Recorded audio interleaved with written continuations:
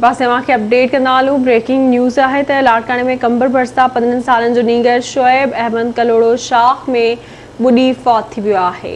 बिल्कुल नाज़रीन, अफ़सोसनाक ख़बर ते पहुचाई पिया। लाड़कानो में कंबर भरिसां 15 वरनि जो नीगर शोएब अहमद कलोड़ो शाख में बुडी फौत थी वियो है। लाड़काने में ख़बर पहुचाई पिया। कंबर भरिसां 15 सालन जो नीगर शोएब अहमद कलोड़ो शाख में बुडी फौत थी वियो है।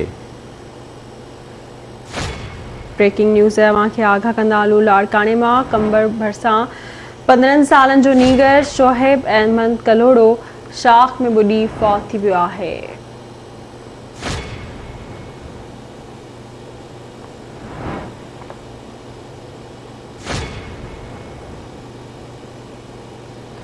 इन जा तफ़सील मालूम कंदासीं। लाड़कानो में रशीद समो खां। रशीद, छा तफ़सील आहिनि?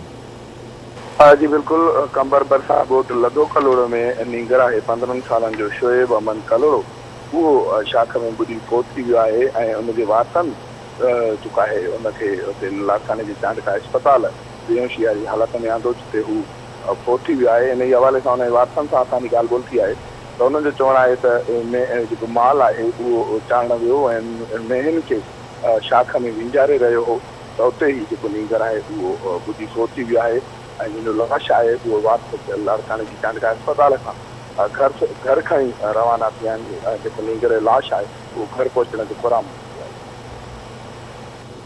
मेहरबानी जी आगाह करण लाइ।